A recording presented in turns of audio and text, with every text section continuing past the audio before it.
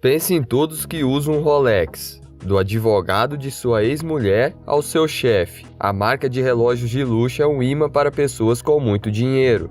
Para a maioria das pessoas, ter um Rolex é como marcar o primeiro item em uma lista de como ser um cara rico. Mas ter um relógio de luxo por esse motivo é realmente perder o ponto. Aquele pequeno dispositivo tic-tac em seu pulso carrega consigo mais de 100 anos de história.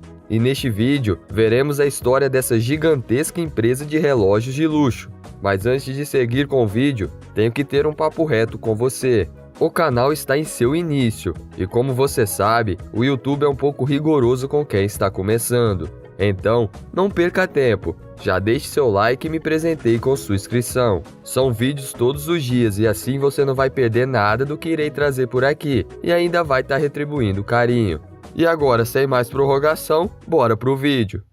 A empresa Rolex é realmente a ideia de um órfão alemão chamado Hans Wilsdorf. Tendo perdido seus pais aos 12 anos de idade, ele foi enviado para um internato por sua tia.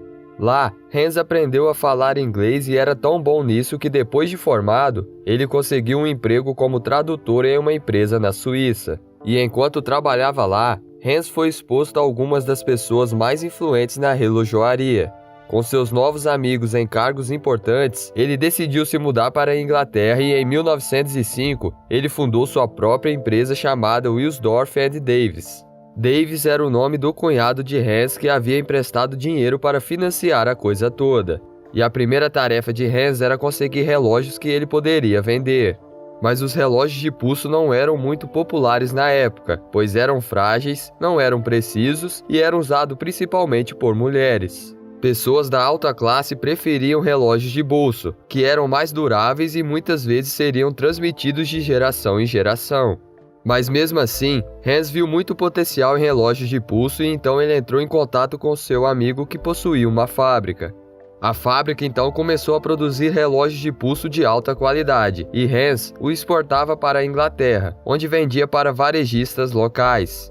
Wilsdorf e Davies tiveram muito sucesso no início, principalmente devido à alta qualidade de seus mecanismos de fabricação suíça. Hans tinha um bom senso para marketing, porém ele rapidamente percebeu a importância do reconhecimento da marca.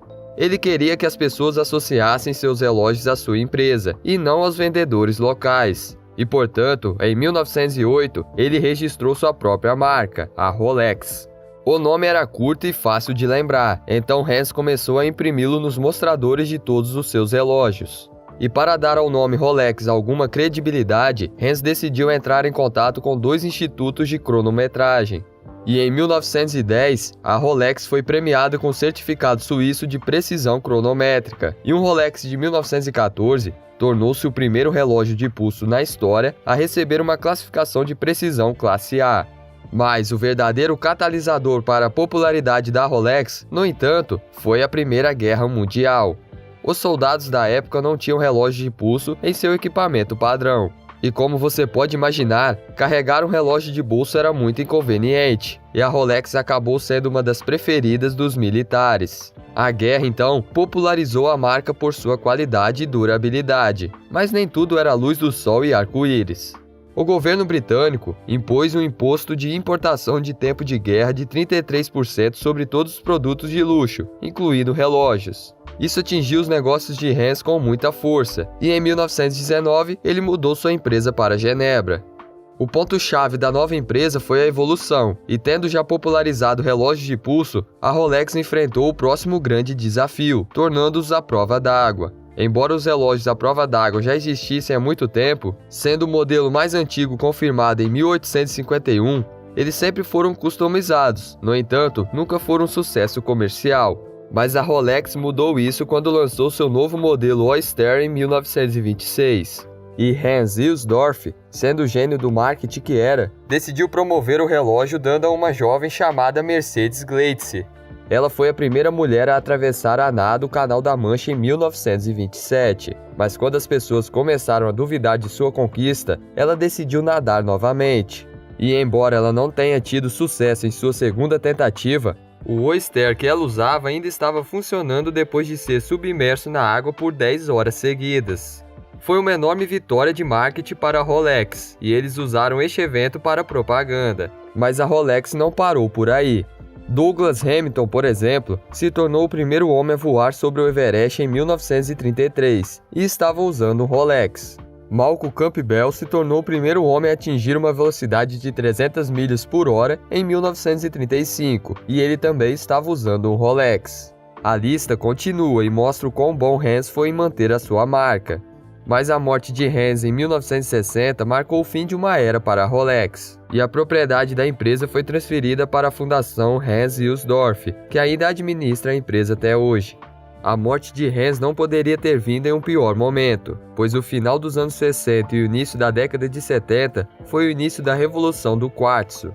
A invenção dos relógios de quartzo, aqueles que funcionam com baterias, foi um golpe devastador para o mercado de relógios suíços. Mas a Rolex conseguiu sobreviver à revolução do quartzo confiando em sua marca e reputação. Não importava se um Rolex mecânico fosse menos preciso. A quantidade de esforço colocada na criação e montagem do Rolex, a maior parte feita manualmente, por sinal, dá a ele um valor colecionável que nenhum relógio de quartzo produzido em massa jamais terá. Pois qualidade é tudo para a empresa, e quando você olha para alguns de seus modelos recentes, é difícil não pensar neles como obras de arte. Ainda hoje, a Rolex é a maior produtora de relógios da Suíça, e embora eles representem apenas 1% de todas as vendas de relógios em todo o mundo, eles representam um quarto do valor do mercado global. É realmente impressionante como a Rolex conseguiu se manter no topo há mais de um século. Eles se tornaram mais do que apenas relógios caros. Eles são um símbolo de riqueza para tantos meninos ricos que se intitulam como homens poderosos. Olha, confesso que estou me dedicando muito para trazer um conteúdo transformador para vocês aqui. Então, retribua o carinho se inscrevendo aqui no canal, pois a sua inscrição tem uma importância ainda maior para mim, que está começando aqui no YouTube. Agora, aqui na tela tem outros 2 vídeos. Escolha um deles e eu te vejo lá em alguns segundos. E por esse vídeo é isso. Um grande abraço e até a próxima!